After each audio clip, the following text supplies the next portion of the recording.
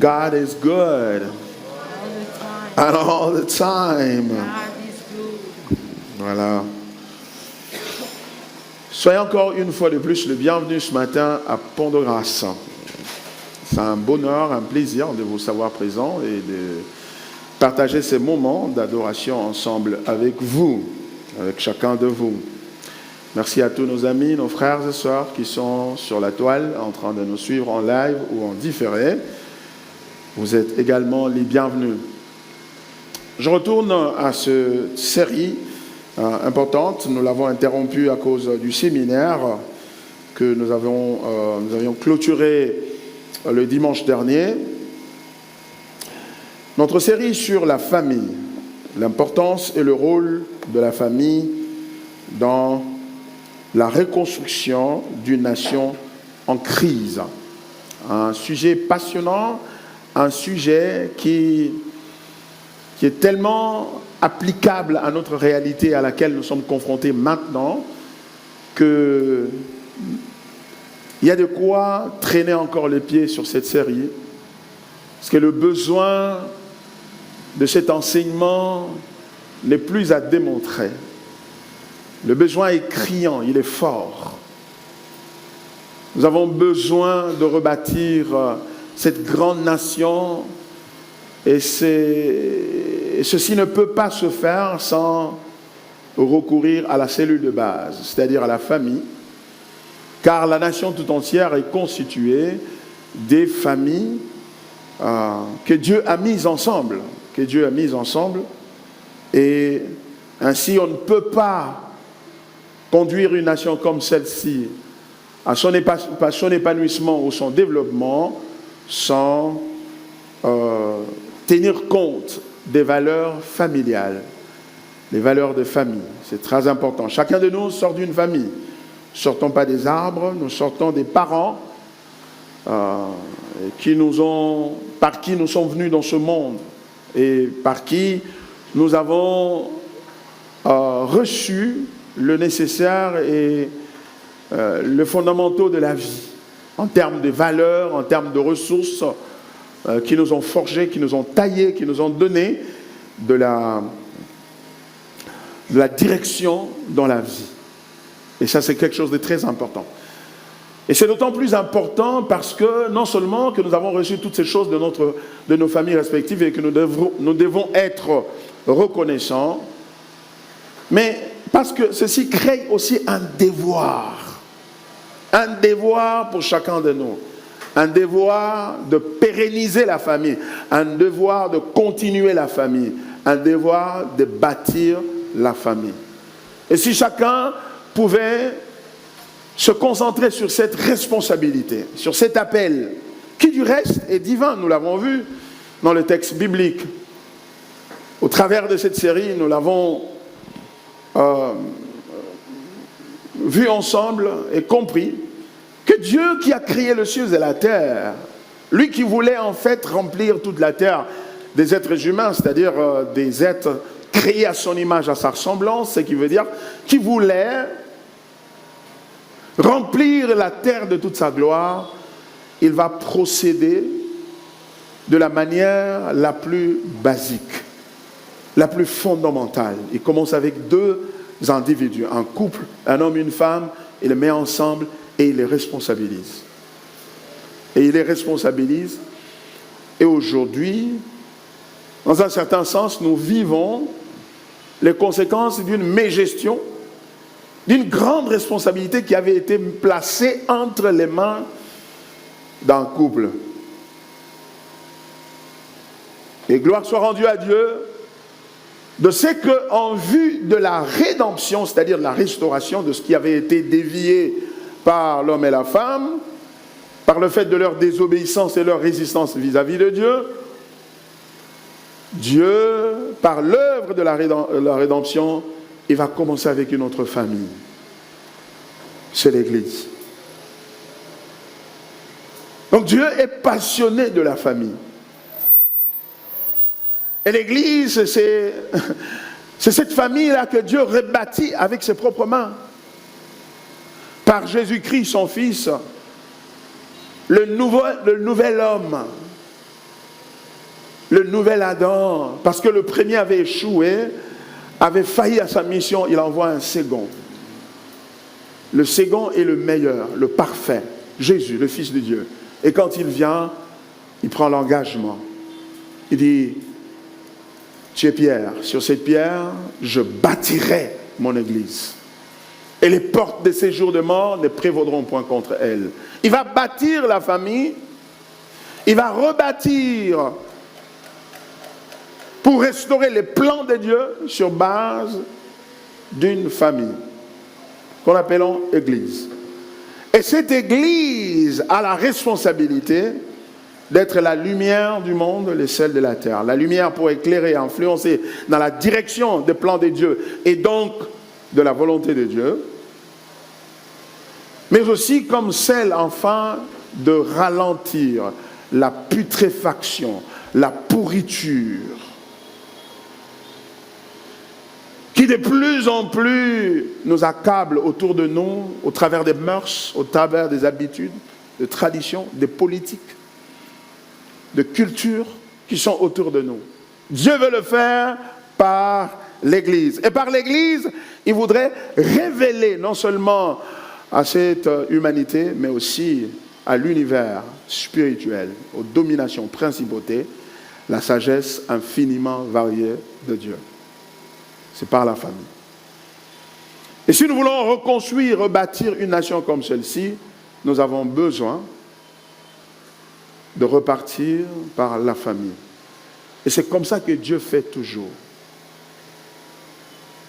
Mon frère, ma soeur, la responsabilité donc est placée sur les épaules de chacun de nous, de bâtir une famille. Et si chacun à son niveau, à quelque niveau qu'il soit, il prend à cœur cette responsabilité. Et prendre à cœur cette responsabilité veut dire, c'est la considérer d'abord comme une responsabilité divine. Une responsabilité divine, c'est-à-dire une responsabilité qui nous est confiée par Dieu. Et ainsi, chacun comprendra qu'on ne peut pas définir le christianisme sans les valeurs familiales. Elles vont de pair avec le christianisme. On ne peut pas s'afficher chrétien en niant les valeurs familiales, en les rejetant, en les bafouant, excusez-moi, au niveau individuel, dans ses affaires personnelles, dans ses études, dans ses rêves de la vie, dans la gestion des affaires communes, des affaires sociales, des affaires sociétales, des affaires nationales, etc.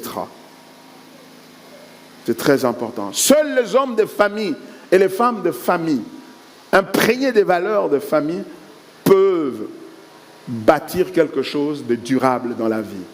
Sinon, c'est le désastre. Et c'est le désastre auquel nous sommes en train de participer maintenant. C'est le désastre auquel nous sommes confrontés. Et ce désastre d'une nation aussi riche et nantie qui est en train de se désintégrer sous notre regard impuissant, incapable. Que des hommes, que des enfants dans la rue en train de pleurer et en train de se dépraver chaque jour. Pourquoi il n'y a pas de père et de mère responsables autour d'eux? Et laisse-moi te dire, tu n'auras pas de joie à moins que ceci devienne un engagement personnel que de bâtir un foyer, une famille. Et que la famille devienne comme une réalité centrale à ta manière de voir la réalité, de voir la vie autour de toi et de l'interpréter et d'agir.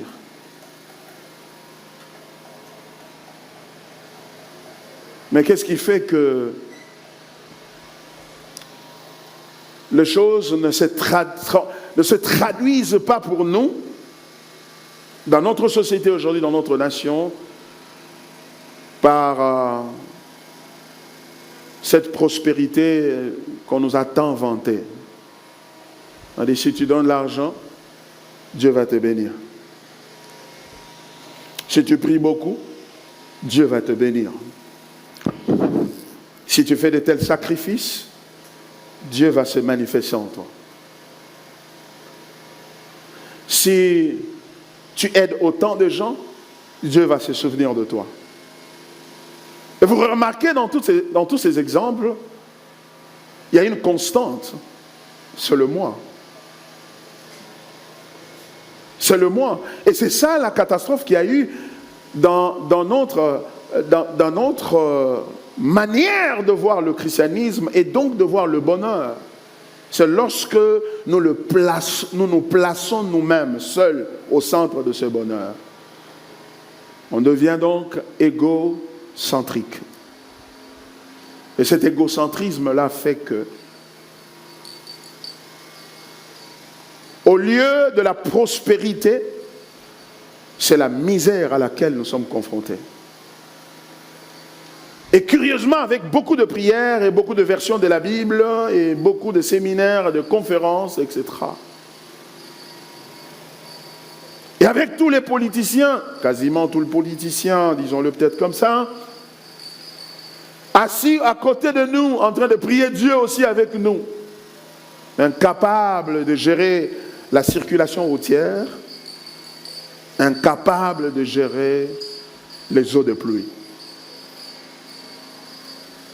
Et on se demande, si on ne peut pas gérer les eaux de pluie, et on ne peut pas gérer la circulation, toi passes de ce côté, moi je passe de l'autre côté, qu'est-ce qu'on peut être en mesure de gérer ensemble?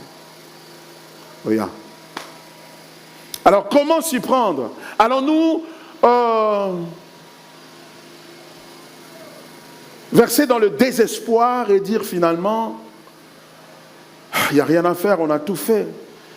Et il y en a malheureusement qui concluent ou qui en déduisent que l'Église ne sert plus à rien. À quoi ça nous a servi? Il y a 20 ans, 30 ans passés, on nous cassait les oreilles à prier, à demander, à dire non, prions que Dieu fasse en sorte que tout le monde se convertisse et que les gens viennent à l'église. Et voici, les églises sont partout maintenant et tout. Mais pourquoi cela ne se traduit pas par un avancement? Et on se dit, dans certains cas, on dit, mais il y a certaines nations qui ne prient même pas ou qui prient un Dieu autre que Jésus. Comment est-ce que ces nations-là évoluent? Nous ne évoluons pas.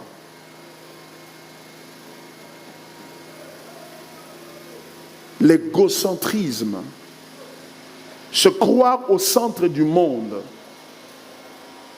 alors que ce centre-là n'appartient qu'à un seul, c'est-à-dire à Dieu, qui est arrivé du reste à ce centre-là par effet d'entraînement, c'est-à-dire du fait que tout le monde est appelé à glorifier Dieu et à rechercher son bonheur, et Dieu lui-même aussi s'est mis à chercher, à glorifier son nom et à chercher son bonheur. C'est comme ça qu'il s'est retrouvé au centre de tout. Et pour nous, c'est une bonne nouvelle, car si nous avons été créés par Dieu, à l'image de Dieu et à la ressemblance de Dieu, nous n'avons pas d'avenir si Dieu n'a pas d'avenir. Nous n'avons pas d'avenir si Dieu fait un AVC demain. Nous n'avons pas d'avenir, tout s'écroule. C'est pourquoi la bonne nouvelle, ce n'est pas pour ce qu'il a fait pour nous, d'abord. La bonne nouvelle, c'est ce qu'il est. C'est sa durabilité. C'est sa capacité à s'adapter à n'importe quelle situation que la vie lui jette dessus. Sa capacité de s'en sortir. De cette capacité dépend notre bonheur, notre futur. C'est pourquoi ceux qui sont sages bâtissent sur Dieu. Ils ne bâtissent pas sur eux-mêmes ou sur leur famille. La famille est un moyen vers une fin et non une finalité en elle-même. C'est pourquoi, mes frères et sœurs, plus que jamais. Tu sais, même pour ton équilibre moral, psychologique. Parce que crois-moi, tu peux être intelligent, tu peux être adulé par les gens, acclamé, exalté par les autres, reconnu comme le plus intelligent, le plus sage, le plus savant, le plus puissant, le plus grand leader. Mais lorsque la nuit tombe, tu dois retourner quelque part où tu dois reposer ta tête. Et dans cet environnement-là, si tu n'as pas investi des efforts pour qu'il ait la paix, la joie, je t'assure que tu n'es qu'un aventurier. Tu n'es qu'un rêveur du bonheur.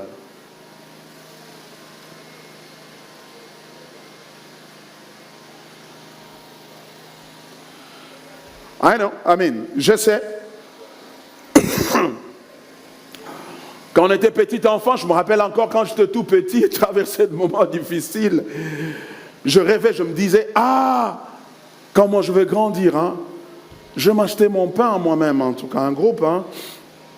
Je vais le beurrer, je vais mettre le mwamba dedans et tout, avec un coca,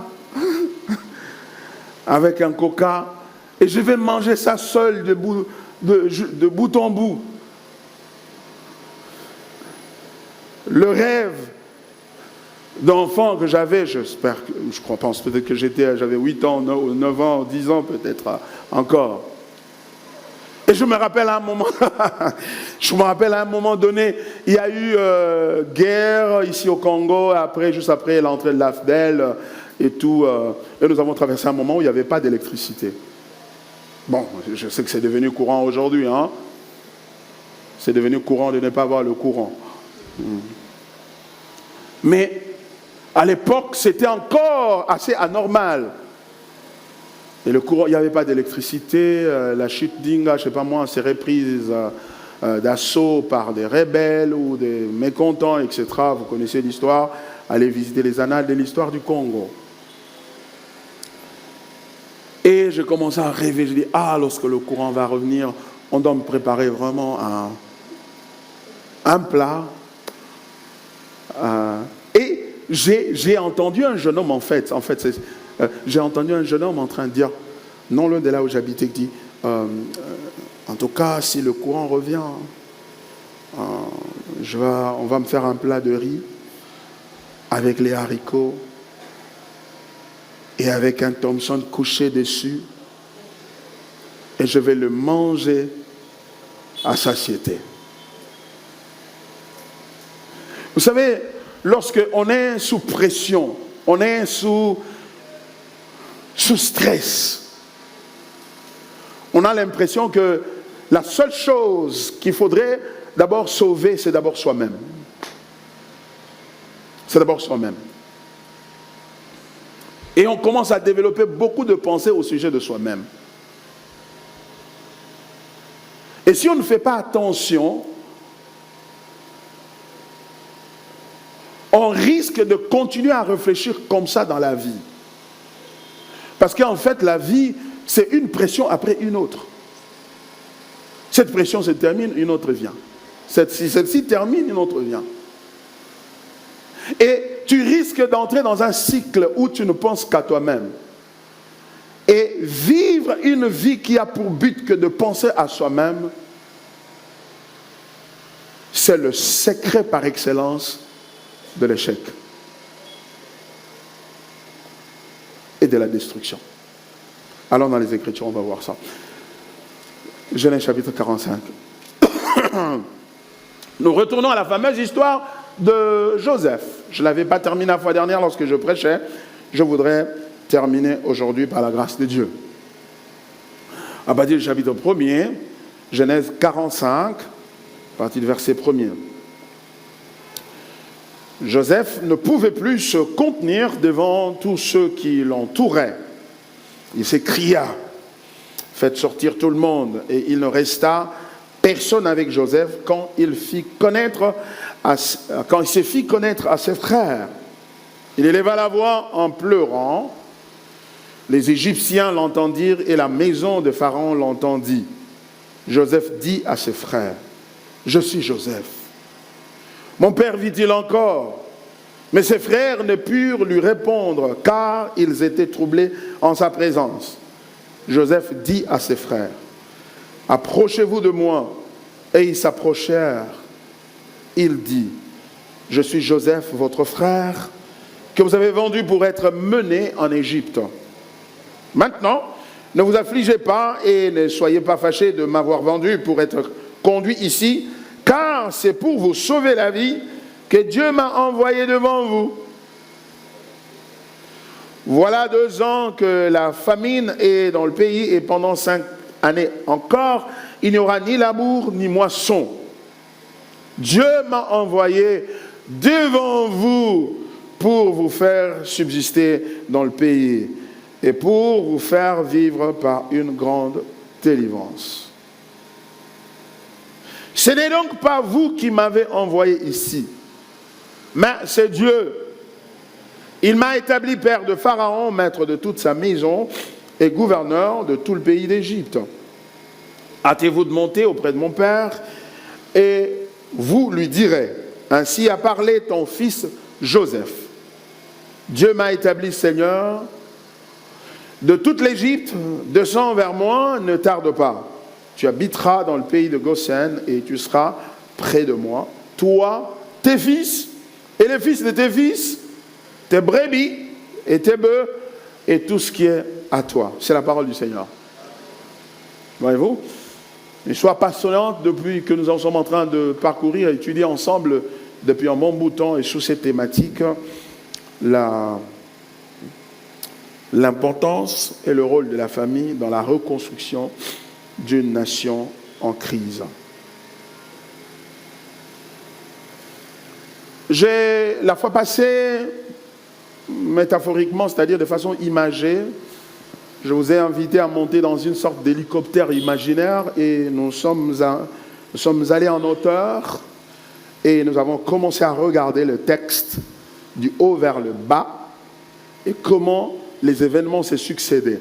C'est important dans la vie d'avoir 2 perspectives. La perspective de haut vers le bas et celle de bas vers le haut. C'est important. Parce que tu risques de te décourager parfois et de t'affliger beaucoup au sujet de ceux qui t'entourent, jusqu'à ce que tu prennes un peu de recul et tu sortes et tu prennes une sorte de perspective pour voir comment je suis arrivé là. Ça a commencé à quel moment? Et voir parfois les 5 dernières années, les 10 dernières années de ta vie. Et ça va te donner de la perspective et ça va donner de la mesure pour voir ce que Dieu est en train de faire. Parce que une chose est vraie, c'est Dieu qui est en train d'agir dans ta vie. Tu n'es pas le produit de l'hasard, du hasard ou de la méchanceté de qui que ce soit. Et nous voyons cela transparaître dans cette histoire. Et c'est la conclusion à laquelle Joseph arrive pour dire à ses frères, écoutez, c'est vrai, vous m'avez vendu, etc., mais je ne suis pas la victime de votre méchanceté.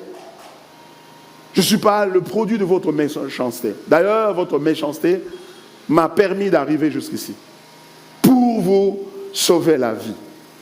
Voyez-vous? Et ce n'est que quelqu'un qui a une certaine perspective pour voir ça. Il faut parfois sortir. C'est pourquoi, parfois, pour sortir comme ça, tu as besoin d'un ami, d'un frère, de quelqu'un d'autre, du pasteur, pour qu'il t'aide à faire la lecture en gros plan, une lecture panoramique des événements, des choses qu'ils sont en train de faire. Et c'est pour cela que c'est important aussi de lire beaucoup la parole de Dieu, la Bible. Parce que la Bible nous donne cette perspective-là. Et j'aime la Bible parce que nous sommes de ce côté de la Bible. Nous sommes de ce côté-ci de la Bible. Qu'est-ce que ça veut dire? C'est-à-dire, nous vivons à une époque où la Bible a été vécue, écrite, conclue, imprimée pour nous, pour notre lecture. C'est-à-dire, tout ce qu'elle raconte là, la plupart des événements qu'elle raconte ont déjà eu lieu. Et bien entendu, la Bible a une partie prophétique qui annonce le futur. Quel beau moment dans l'histoire de vivre, d'être humain sur la terre. C'est pourquoi ne prenez pas la grâce de Dieu en vain, que d'avoir une Bible qui vous parle. Parce que lorsque nous lisons l'histoire de Joseph, lui n'avait pas de Bible. Lui n'avait pas une autre histoire à laquelle il devait comparer sa vie et pour avoir cette perspective. Nous avons la Bible.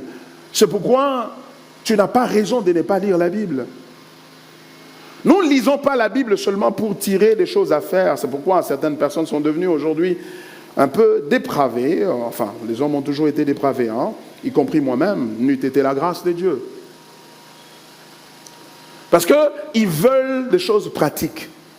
Oui, mais ça c'est un peu long, c'est spirituel, c'est théologique. Est-ce que tu ne peux pas nous dire quelque chose en 6 points, 7 points, 7 clés, de façon pratique, comment nous pouvons faire ça, et voilà.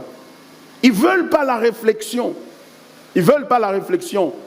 Ils ont la mentalité du micro-ondes. Vite fait, on met là, on appuie ces 30 secondes, boum, pim, pim, pim, c'est prêt. Et si c'est cela que tu as comme pensée, tu n'iras, ta vie va aussi durer la même durée de micro-ondes. Tu n'accompliras rien. Parce que ceux qui doivent accomplir quelque chose doivent se rendre compte que la vie que nous menons ne nous appartient pas, ça appartient à quelqu'un d'autre. Ça appartient à Dieu. L'histoire de notre vie n'est pas vraiment l'histoire de notre vie. C'est l'histoire de la vie de Dieu, dans laquelle il nous invite à participer. Alors pour retrouver notre place dans cette histoire et jouer notre partition de manière à glorifier ce Dieu qui nous a donné la responsabilité de jouer un rôle important dans son histoire, nous avons besoin de réfléchir ensemble avec lui. Pourquoi? Il a dit dans Isaïe 55, verset 8, « Vos voix ne sont pas mes voix, vos pensées ne sont pas mes pensées. » Et Jésus va dire dans Matthieu chapitre 6, lorsqu'il apprenait ses disciples à prier, il dit, « Quand vous priez, dites que ta volonté soit faite sur la terre comme au ciel. » La volonté de Dieu. Pas ta volonté à toi, mais non, j'ai besoin d'argent, j'ai besoin de ceci. Attends, tu n'as pas d'abord besoin d'argent. Tu as besoin d'abord de comprendre. Car celui qui réfléchit aux choses trouve le bonheur. Voyez-vous? Et c'est cela que nous voyons ici et nous avons fait. Et maintenant, à côté, de façon complémentaire à cette perspective à distance ou panoramique, voilà, disons-le peut-être comme ça, ou de grandes perceptions, nous avons besoin aussi de retourner dans le présent, de retourner dans les détails, parce que c'est dans les détails que nous allons devoir agir. Parce que c'est dans la vie de tous les jours, dans ma famille, dans mon foyer, dans mon processus de choix d'un conjoint ou d'une conjointe, et finalement, un jour, dans les responsabilités professionnelles qui sont miennes, les business qui sont miennes, les affaires qui sont miennes, que finalement, c'est en agissant au quotidien, c'est-à-dire chaque jour, que finalement, nous voyons le résultat. Nous engageons notre responsabilité. Nous engageons notre responsabilité et sur base de cela, Dieu nous récompensera. Maintenant, mais aussi demain. Oui. Alors, ça devient extrêmement important de réfléchir comme ça. Mais si tu veux les 6 points pour avoir, on peut donner les 6 points. Hein, ce ne sont pas les 6 points qui nous manquent. On peut te donner les 14 principes de ceci et de cela. Et ça fait 30 ans qu'on nous donne ces principes-là. Regardez l'état des routes et l'état de la ville alors qu'il a plu hier la nuit. 6 points pour faire ceci, 6 points pour faire cela. Un égoïste veut vite savoir ce qu'il doit faire pour qu'il tire profit de ce qu'il doit faire. C'est ça l'égoïste. Mais quelqu'un qui a le souci, la responsabilité des autres, prend le temps de s'asseoir et de réfléchir. N'est-ce pas vrai? Yo linga conseil.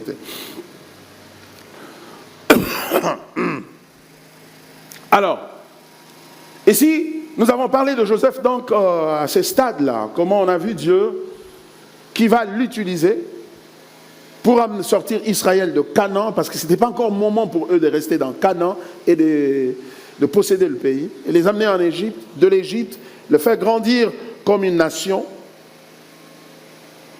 et pour le faire croître comme une nation homogène, constituée seulement de Juifs et donc des Israélites, il fallait la souffrance, il fallait l'esclavage, il fallait cette oppression-là. Et Dieu a amené cette oppression pour accomplir son plan. Car sans cette oppression, ils allaient commencer à se marier avec les Égyptiens, comme leur frère avait fait, Joseph. Et en se mariant avec les Égyptiens, ils allaient diluer le sang juif et ainsi l'accomplissement des promesses de Dieu données à Abraham et à sa postérité allait devenir extrêmement difficile à accomplir. Dieu fait ça. Mais regardez quelque chose, c'est que lorsque le temps arrive, quand il est confronté au rendez-vous du donner et du recevoir dans la vie, c'est-à-dire ce qu'un homme aura sémé, c'est ce qu'il moissonnera. Ce que la Bible dit, ne vous y trompez point. Ce qu'un homme aura sémé, c'est ce qu'il moissonnera. Ses frères avaient sémé dans sa vie la méchanceté. Et le moment était venu pour eux de récolter cette méchanceté-là. Ils se retrouvent devant Joseph. Mais regardez ce que Joseph fait. Au lieu de se venger de se venger et d'oppresser ses frères et de leur rendre la pièce de leur monnaie, il apporte un comportement qui est totalement différent. C'est le comportement du pardon. D'où cela vient? Et non seulement qu'il leur pardonne, mais qu'il pourvoit pour eux un nouveau cadre non seulement de réflexion, mais de vie. Pas seulement par le fait que il va leur donner la contrée de Goshen, je crois, Goshen. Non seulement qu'il va leur donner cette contrée-là, mais il va leur interpréter ce qui leur arrivait. En d'autres termes, il va mettre entre leurs mains la nouvelle constitution. Bon, je ne veux pas parler de la constitution, de ce que vous voulez faire avec la constitution, etc. Ce n'est pas le moment. Mais toujours est-il qu'il met dans leurs mains une sorte de constitution. Il dit, c'est Dieu qui m'a amené ici. Ce n'est pas vous, c'est Dieu qui m'a amené ici pour que je vous sauve la vie. C'est-à-dire pour que vous continuez à vivre. Pourquoi? Parce que c'était un peuple de promesses. Vous avez des promesses. Et remarquez que ce qu'il fait, ce n'est pas d'abord au profit de leur peuple. Ça paraît comme ça. Ce n'est pas d'abord au profit de son peuple, c'est-à-dire de ses frères. C'est au profit de Dieu. Pourquoi? Pourquoi? Parce que si Dieu ne les avait pas amenés là-bas, ils allaient mourir de faim. Et s'ils meurent de faim, toutes les promesses que Dieu avait faites ne s'accompliront pas. Et si ça ne s'accomplit pas, comme ces promesses-là avaient un caractère inconditionnel, c'est-à-dire Dieu n'avait pas dit « je vais te bénir ». Il n'a pas dit à Abraham « je vais te bénir, je vais bénir tes enfants, les enfants de tes enfants », si il n'y a pas de crise économique. Si au moins, bon, il y a des situations difficiles qui peuvent venir, mais pas jusqu'à ce niveau-ci. Non. Dieu a fait une promesse, comme qui dirait en chèque en blanc, sans la conditionner par les événements, par leur comportement, par quoi que ce soit. Dieu a pris les risques incroyables. Et donc cette histoire de Joseph et de la préservation d'Israël C'est une histoire qui nous expose à la place publique la grandeur de Dieu, la fidélité de Dieu et sa capacité à tenir ses promesses.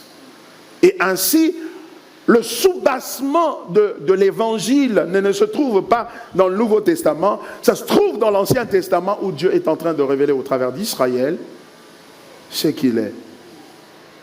Il est en train de révéler ce qu'il est. C'est à cause de ça que tu peux faire un programme de te marier comme le frère Trésor l'a fait. C'est à cause de ça que tu peux faire un programme d'aller à l'université et terminer. Pourquoi? Parce que Dieu tient ses promesses. S'il y a des situations qui sont au-delà de lui et qu'il ne peut pas s'en sortir, nous sommes foutus. Donc la Bible, l'Ancien Testament est rempli de preuves que tu peux compter sur lui. Genèse, oui, tu peux compter sur lui. Exode, tu peux compter sur moi. Lévitique, oui, tu peux compter sur moi. Deutéronome, tu termines à les aider. Non, là, je peux compter vraiment sur lui. Parce que je vois des cas, et même des cas pires que les miens. Oh, Job, ouais, je peux compter sur lui. Juge, en ces temps-là, il n'y avait pas de roi en Israël. Chacun faisait ce que bon lui semblait. Mais tu peux compter sur Dieu. Ruth, jusqu'à Malachie et jusqu'à Matthieu, lorsqu'on voit le Fils de Dieu lui-même venir marchant à deux pieds. Alléluia.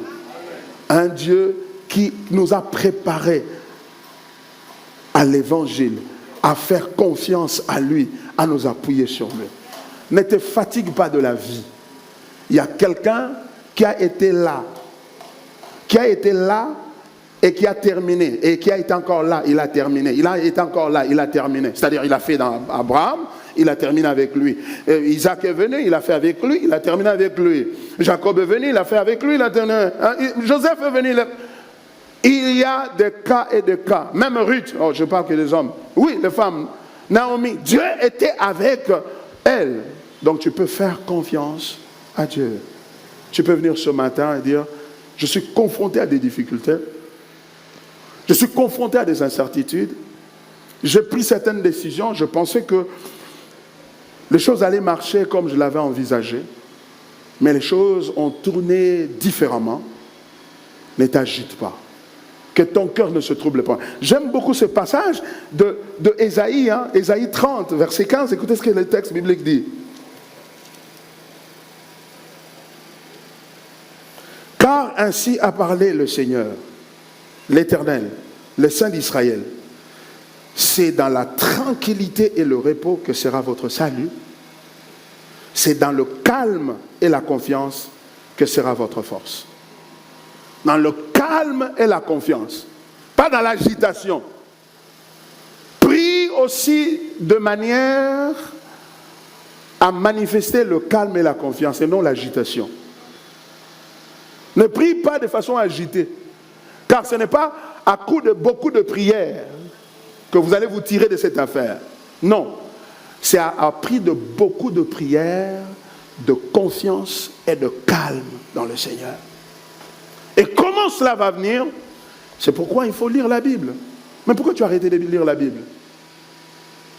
Le problème avec un problème que nous avons aujourd'hui avec les médias sociaux, il y a tellement de prédications qu'on a parfois l'impression que quand on a écouté une prédication, c'est plus nécessaire de lire la Bible. Ça, c'est dangereux. La Bible est irremplaçable. La Bible est irremplaçable. Lisez-la. Parce que quand tu la lis, Dieu est en train de tisser. C'est comme, vous voyez les sœurs quand ils font les tresses. Vous sentez vraiment, surtout sous Kamaboko. Vous voyez comment, comme un artiste, une artiste est là en train de tresser, de faire, il prend un autre petit à petit. C'est-à-dire que pendant que tu consommes la parole de Dieu, Dieu est en train de tresser la foi en toi. Tu comprends? Ne désespère pas. Le lendemain appartient à Dieu. Ceux qui se lèveront demain sur leurs deux pieds dépendent du Dieu Tout-Puissant. C'est pourquoi je ne désespère pas, même s'il y a encore beaucoup de chaises vides. je ne désespère pas. Alléluia. Mais lorsque nous sommes influencés par ce que nous voyons ou ce que nous sentons, nous allons abandonner, nous n'irons pas loin.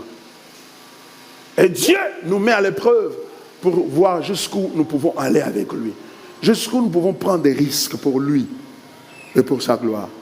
Et Joseph nous dit, vous avez voulu me faire du mal, mais moi, Dieu l'a voulu pour le bien. Alors là, je vais citer rapidement 5 choses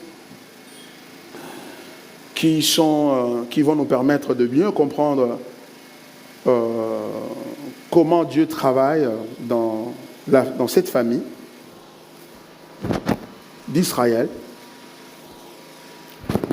de manière à restaurer toute une nation qui est en crise. Une famille qui est en crise, Dieu utilise un homme avec une pensée de famille. C'est pourquoi nous avons aussi besoin des hommes politiques qui sont des hommes de famille.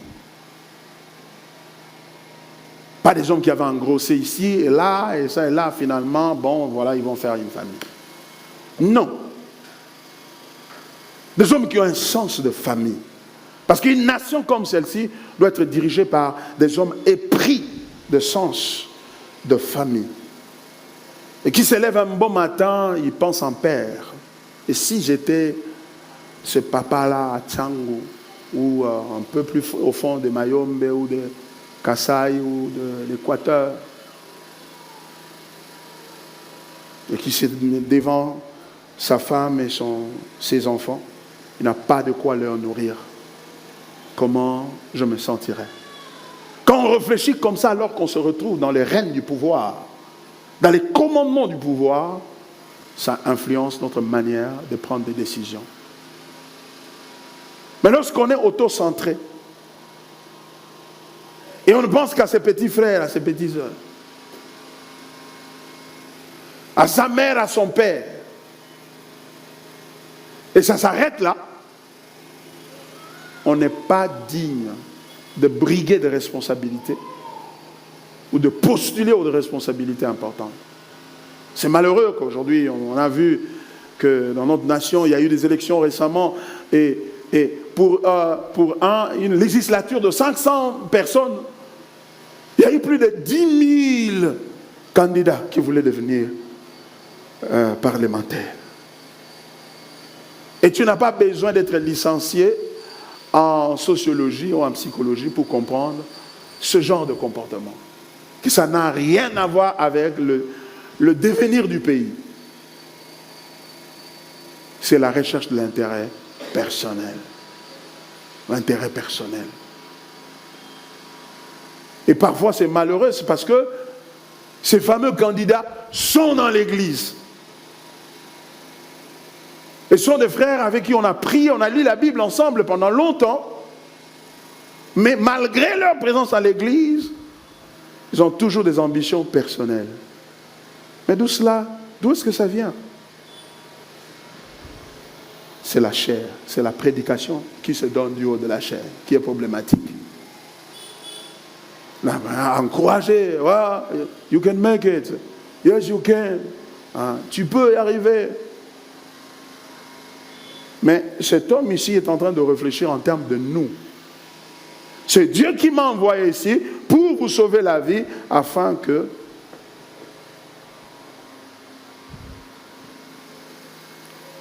vous ne soyez pas soumis à la ruine. Voyez-vous? Alors, excusez-moi. Je vais citer 5 choses. La première, c'est, je l'avais abordé longuement dans les 2 interventions passées, sur la souveraineté de Dieu. Et la souveraineté de Dieu est que parfois, il permet la souveraineté de Dieu sur le bien et sur le mal. Qui dira qu'une chose arrive si ce n'est l'Éternel? N'est-ce pas de l'Éternel qui vient le bien et le mal?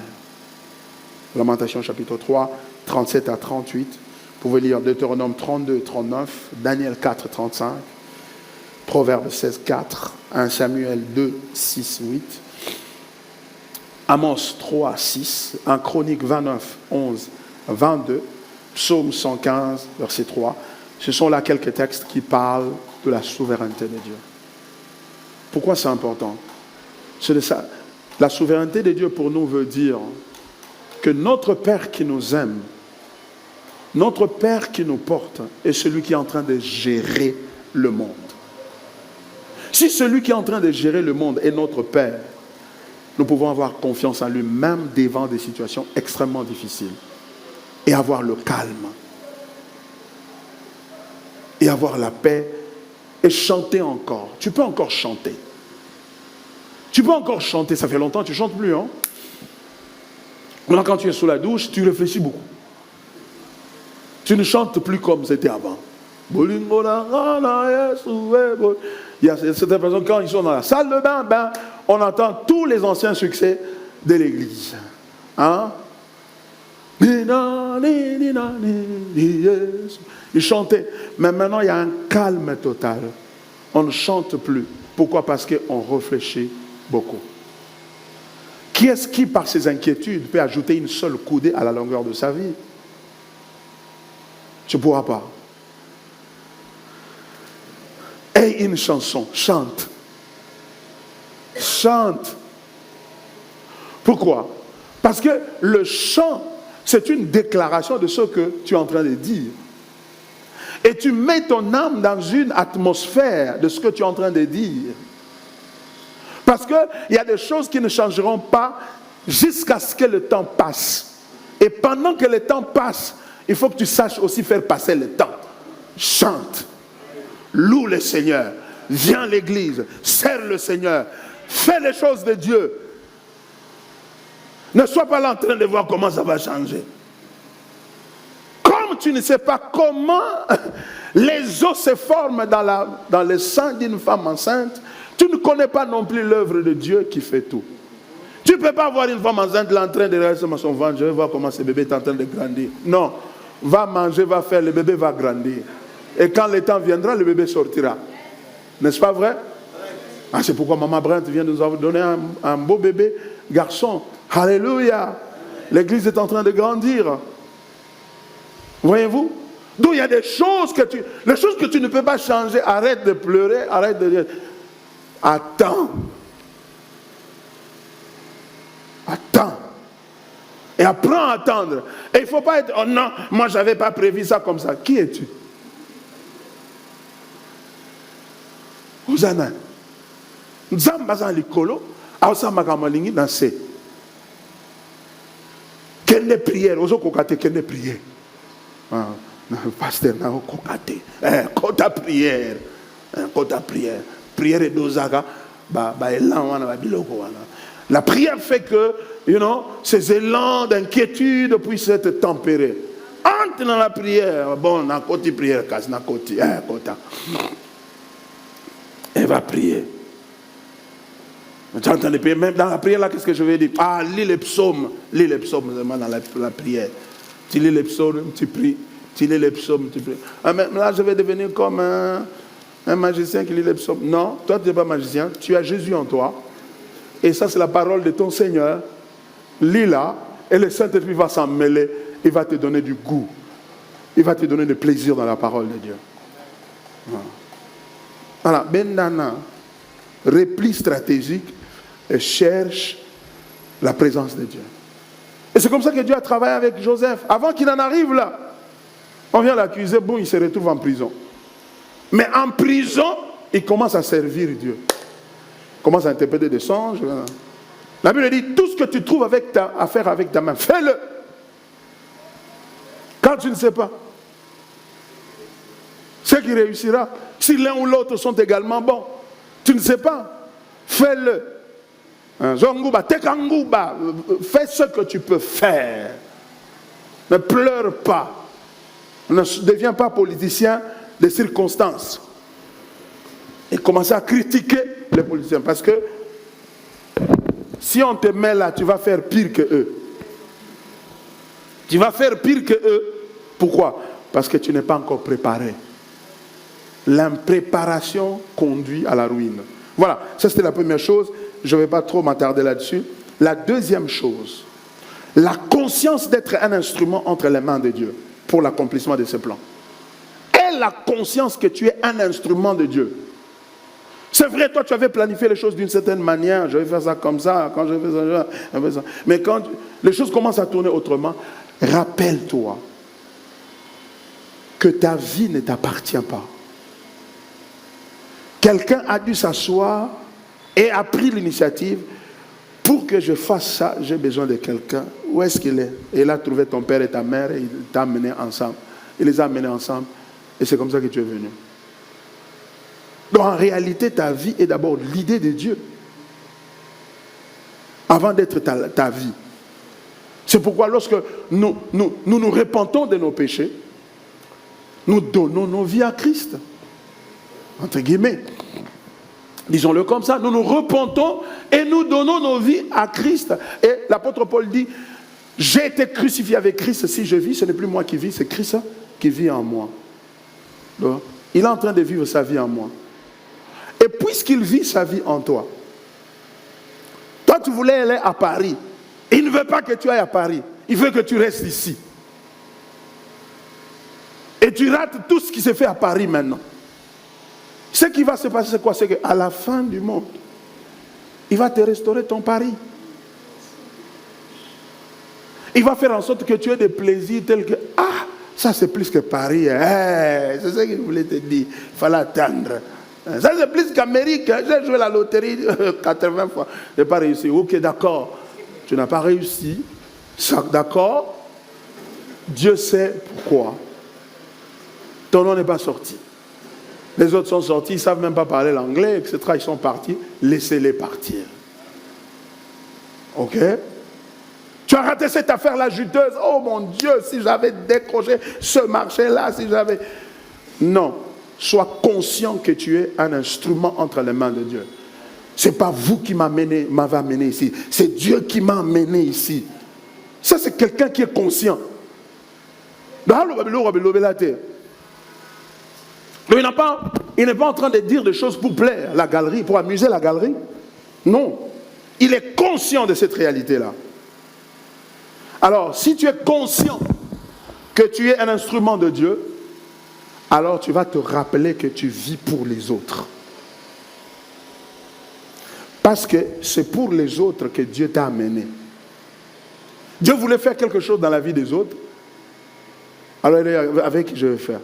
Il dit, allez, Diego, viens ici. Tu vas aller faire ça. Écoutez comment Dieu parle à Moïse lorsqu'il le visite. Il dit, j'ai vu la souffrance de mon peuple. J'ai vu leur souffrance. Alors toi, viens, va les libérer. Si je n'avais pas vu leur souffrance, toi, tu ne serais pas appelé. Tu vois? Donc la conscience que moi, tout ce que je connais là, tout ce que je connais de la Bible là, ce n'est pas pour moi, c'est pour d'autres gens. Ils sont là ce matin. Donc, par conséquent, je vais les chercher là où ils sont. Même s'il faut prendre un avion, je prends, je pars. Pourquoi tu es négligent dans l'œuvre de Dieu? Parce que tu ne comprends, parce que l'égocentrisme, la conscience que il faut que je devienne meilleur, hein, il faut que je trouve le bonheur avant que je donne. D'ailleurs, les gens risquent de me demander, mais lui-même n'a pas de témoignage, lui-même n'a pas de voiture, lui-même n'a pas de loyer, mais il veut nous prêcher. Mais oui, je ne vous prêche pas mon loyer. Je vous prêche. Excusez-moi. Je vous prêche Christ. Hein? Vous n'avez pas vu ça? Je n'ai pas besoin de décorer Jésus avec mon succès. Jésus n'a pas besoin de mon succès pour que l'évangile marche. Il n'a pas besoin de ça. Même si moi-même je ne me marie pas. Mais je peux te prêcher et t'amener à te marier. Vous voyez, c'est ça. L'apôtre Paul dit, regardez comme pauvre, mais enrichissant plusieurs. Enrichissant plusieurs. Parce que je suis un instrument entre les mains de Dieu. Je prêche Christ. C'est à cause des plans de Dieu du salut des autres que Dieu t'a élevé. Donc ne fais pas de ce ministère-là, ça c'est mon ministère. Non, ça a été. Ça pour na bangon de babenga qui. Il faut que tu aies un peu de la mesure. Hein?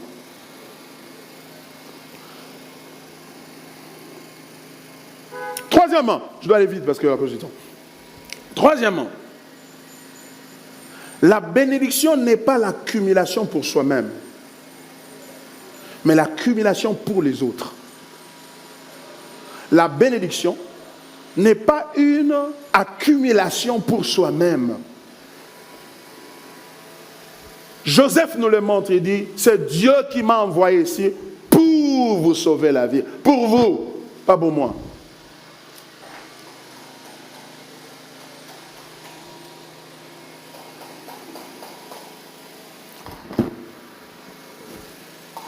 La bénédiction ne se définit pas comme ce que Dieu a prévu pour moi. Ce que Dieu a prévu pour moi, c'est pour les autres. Ce que Dieu a prévu pour toi, c'est pour ton mari, c'est pour ta femme, c'est pour tes enfants. Et plus tu grandis, ça sort de ce contexte-là, de mari, femme, enfant, maman, papa, etc. Ça devient national. Ça devient national. C'est pour les autres. Alors, par conséquent, être béni, c'est bénir les autres. C'est bénir les autres. Par conséquent, la bénédiction des autres devient l'unité de mesure de ma bénédiction. C'est-à-dire, je me mesure béni jusqu'à concurrence de la limite à laquelle j'apporte la bénédiction aux autres. Et il n'y a pas de plus grande bénédiction aux autres que de les tourner vers la gloire de Dieu. Et cette gloire qui s'est manifestée sur la face de Christ. C'est pourquoi que vous mangez, que vous buviez, que vous fassiez quoi que ce soit, faites tout pour la gloire de Dieu. 1 Corinthiens 10, 31. Voyez-vous? Mais dans notre culture, nous définissons mon pao comme celui qui a accumulé pour lui-même. C'est-à-dire, celui qui est riche, qui est béni, c'est quelqu'un qui a accumulé pour lui-même. Oh, mais vous ne le connaissez pas. Mais lui, c'est le bon pao. Qu'est-ce qu'il est défini? Il a une voiture qui coûte très cher. Il a une grande maison et plusieurs parcelles. C'est-à-dire que tout ce qu'on cite sont attachés à l'accumulation des richesses qu'il a accomplies.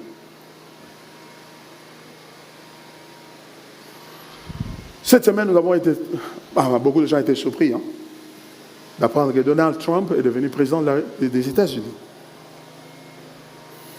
Et je bénis Dieu parce que, moi, c'est mon candidat, c'est lui que je soutenais. Et je voulais bien qu'il le devienne. Mais je ne savais pas si elle allait réussir ou pas, Dieu le savait. Mais cela est arrivé quand même. L'une des choses qui motive les gens et il s'est avéré que les démocrates ont connu un référendum populaire. C'est-à-dire que le peuple américain s'est prononcé contre leur politique. Contre ce qu'ils font. Ouais. Et moi, entre autres choses, c'est vrai, sur le plan économique, l'économie était vraiment en chamboulement, l'inflation était galopante, les histoires coûtaient très cher. Vous savez, il y a 5 ans ou 6 ans, donc quand tu vas au supermarché, avec $100, tu reviens avec beaucoup de sachets. Peut-être 3-4 sachets ici, 3-4 encore ici. Bon, tu sais comment on fait pour les sachets. Et tu rentres. Beaucoup de choses. Mais maintenant, là, à peine 2 sachets. Pourquoi? Parce que les histoires coûtent extrêmement cher. Et l'emploi est devenu difficile, l'immigration est devenue problématique parce que la frontière du Sud a été poreuse et beaucoup de gens sont en train de venir. En l'espace de 4 ans, près de 20 millions de gens sont entrés aux États-Unis comme des illégaux. Et ils ont créé la concurrence au niveau de l'emploi et de beaucoup de choses. Et tout à coup, les Américains ont senti que non, ça ne marchait pas. Les gens ont critiqué Donald Trump. Oh, il est raciste, il est ceci, il est Hitler. On l'a appelé de tous les noms d'oiseaux. Mais, curieusement, il y a eu un tsunami le mardi Et le gars est passé. Et dans son style, comme vous le connaissez, il n'a même pas attendu qu'on proclame que c'est lui qui a gagné. Lui-même est allé, il a dit, j'ai déjà gagné. Et depuis qu'il a dit ça, personne ne l'a contredit parce que les preuves, les évidences ont démontré cela. Je sais que certaines personnes sont des démocrates et certains frères dans la foi sont des démocrates, etc. Je ne sais pas de rire d'eux ou je ne sais pas de condamner leur choix. C'est un choix qu'ils ont opéré en âme et conscience. Chacun se retrouve devant des réalités et chacun a des raisons. C'est vrai.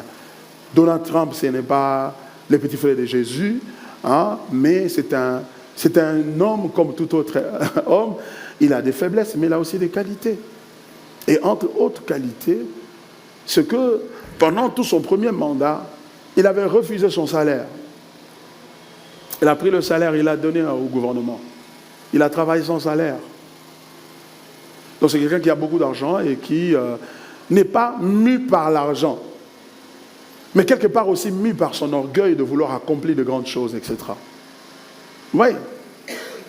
Et ça, c'est pourquoi les gens, malgré tout ce qu'on a raconté contre lui, l'assassinat, 2 tentatives d'assassinat, 2 tentatives d'impeachment,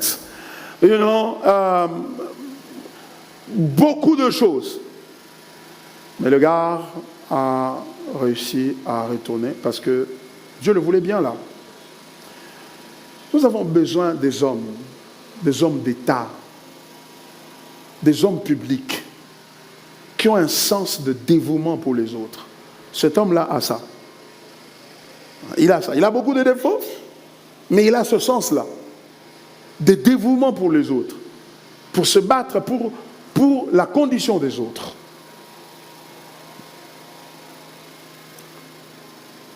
Et moi, je me dis, qui peut faire mieux en produisant des serviteurs publics qui soient épris du désir de voir le bonheur des autres, sinon l'Église. Sinon l'Église. Mes frères et sœurs, ne vous négligez pas. Là où vous êtes en train de suivre ce sermon, Dieu est en train de vous préparer pour que demain, ceux qui sont devenus des présidents, des ministres, etc. aujourd'hui, n'ont pas 3 jambes ou 4 jambes. Non, ce sont des êtres humains comme toi et moi. Dieu, dans ce qui est tohu-bohu, dans ce qui est sens dessus-dessous, Dieu est en train de se préparer une élite qui va demain servir, qui va demain faire des choses. Mais ça commence petit à petit là où tu es, par le sens de la famille et le sens aussi de bâtir une bonne famille. C'est pourquoi j'aimerais bien me retrouver avec les jeunes gens qui ne sont pas encore mariés pour leur dire comment faire le choix, etc. Pas pour leur dicter comment le faire, mais pour leur donner des repères qui leur permettent de faire des choix qui vont les conduire à bâtir des foyers et des familles demain. Je t'assure que s'il y a une chose, échouer dans son foyer, échouer dans sa famille, c'est échouer dans la vie. Peu importe ce que tu deviens, même si tu deviens président de la République, si tu n'as pas réussi ton foyer, tu n'as pas réussi ta famille, tu n'as pas réussi une vie de famille, tu n'as pas réussi. Et Dieu va le prouver à la fin quand il va t'appeler, il va te juger. Parce que c'est un père, c'est un Dieu de famille, c'est un père de famille. La bénédiction, c'est de penser aux autres. Imagine que toute une grande nation comme celle-ci commence à se lever le matin et dire « Seigneur, merci pour notre ministre. Seigneur, merci pour notre DG. Seigneur, merci pour notre patron d'administration. Seigneur, merci pour notre chef de l'État. » Les gens commencent à te louer. Pourquoi? Parce que tu as dévoué ta vie à les voir aller de l'avant. C'est glorieux, c'est honoreux. Ça laisse ton nom dans les annales de l'histoire. Mais nous avons une race aujourd'hui qui ne valorise pas ça. C'est scandaleux. Qui ne valorise pas le rendez-vous de l'histoire. Et que 2000 ans, à partir d'aujourd'hui, dans 2000 ans ou dans 100 ans, les gens vont s'asseoir et ils vont jeter un regard évaluatif et curieux dans le passé et ils vont se demander comment ils en sont arrivés là. Et ils vont commencer à citer les noms des gens qui les ont aidés à arriver là où ils sont arrivés, comme une nation.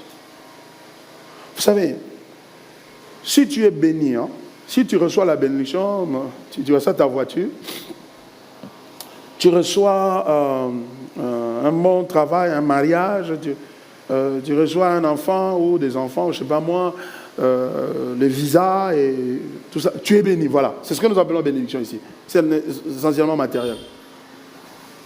Quand tu reçois toutes ces choses-là ne se limitent qu'à toi.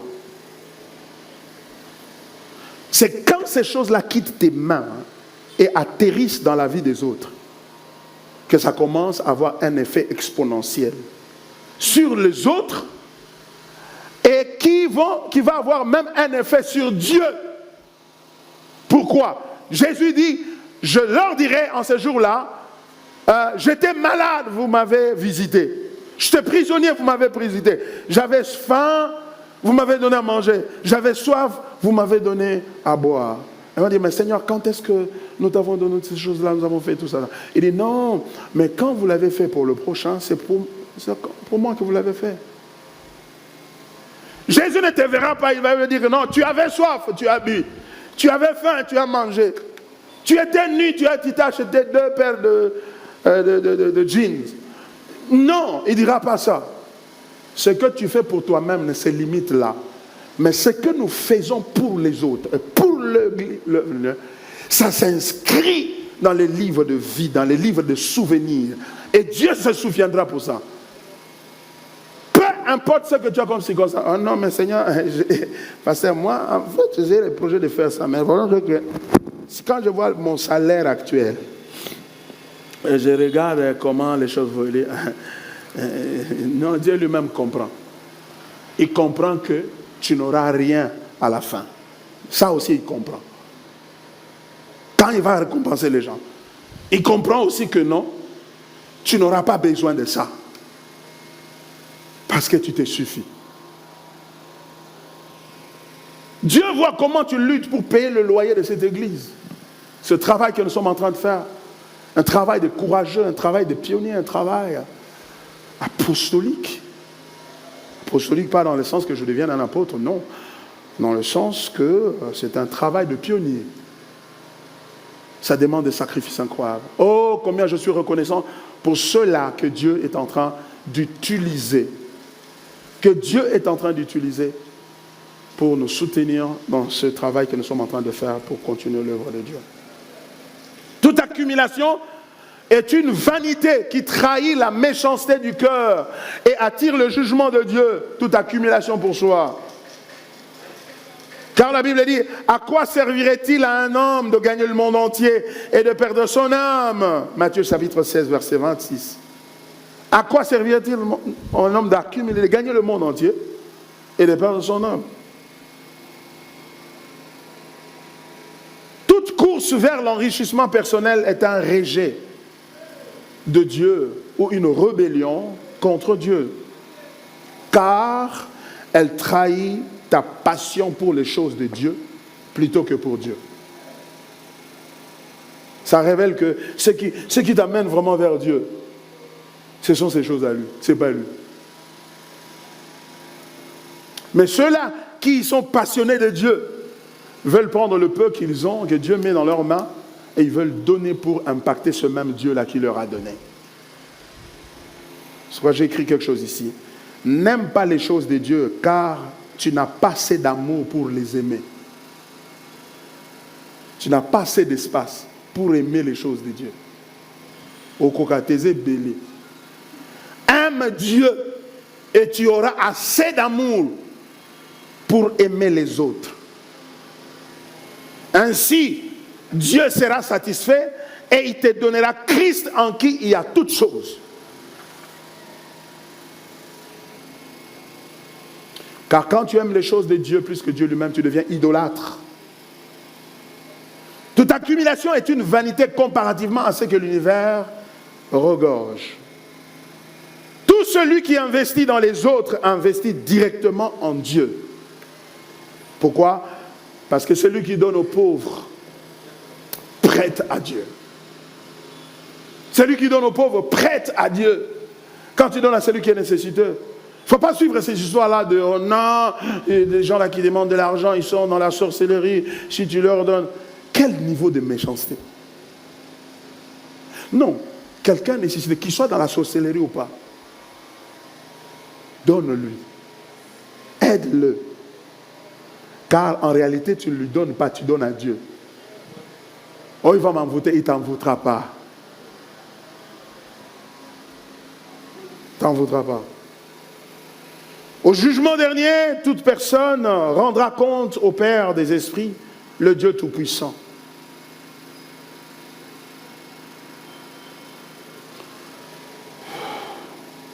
Encore une fois, je suis obligé de m'arrêter là, à cause du temps. Mais vous voyez ce que Dieu veut nous dire, mes frères et sœurs. Vous voyez ce que le Seigneur veut nous dire. Mets du temps à t'occuper de la famille. Parce que quand tu t'occupes d'elle, tu acquiers des valeurs que tu vas utiliser lorsque Dieu va te responsabiliser pour aider et servir les autres. Ne néglige pas ta maison. Prends soin de ta maison. Prends soin de cela que Dieu t'a donné et t'a confié par sa grâce. Et quand Dieu t'aura placé dans les responsabilités importantes, ne te limite pas seulement à ceux-là qui sont de ta propre famille. Parce que là, ce serait l'égocentrisme.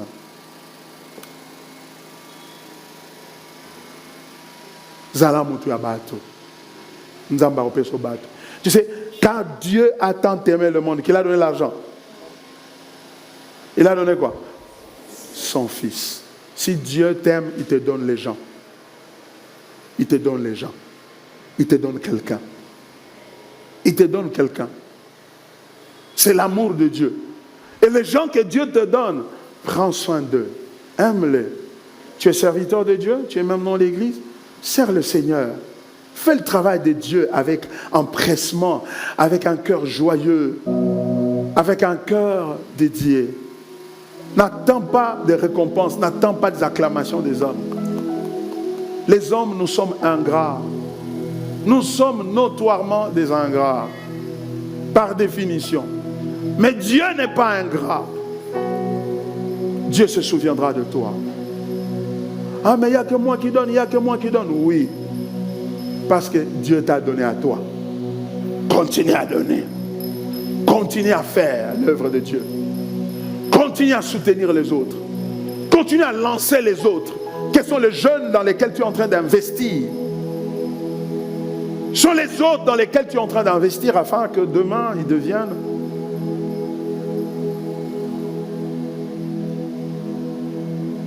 des bénédictions pour plusieurs. Voilà, on va s'incliner dans la prière pendant que les autres viennent pour qu'on puisse chanter et adorer le Seigneur ensemble. Terminons par là, pour ce temps.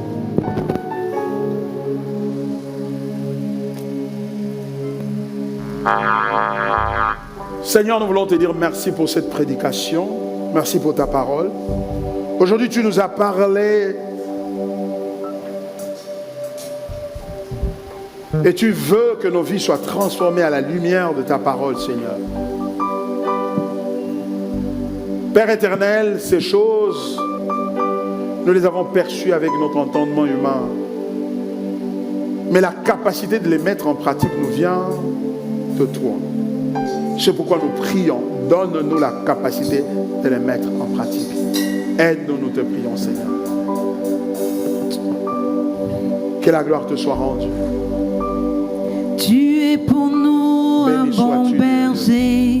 Par ta grâce éternelle. En toi nous pouvons toujours espérer. Je prie, Seigneur notre Dieu, que la famille de chacun de nous se change. La lumière que nos cœurs contemplent soit transformé, Seigneur notre Dieu, à la lumière de berger qui marche devant son peuple. bénir et nous quand aider. tu es là, Prépare une nouvelle génération, tu Seigneur. maîtrises les flots de la Des hommes mer et des femmes et la qui vont rebâtir cette barque nation ne peut à la gloire de Christ, Seigneur. s'arrêter. Merci pour ta parole. Au nom de Jésus.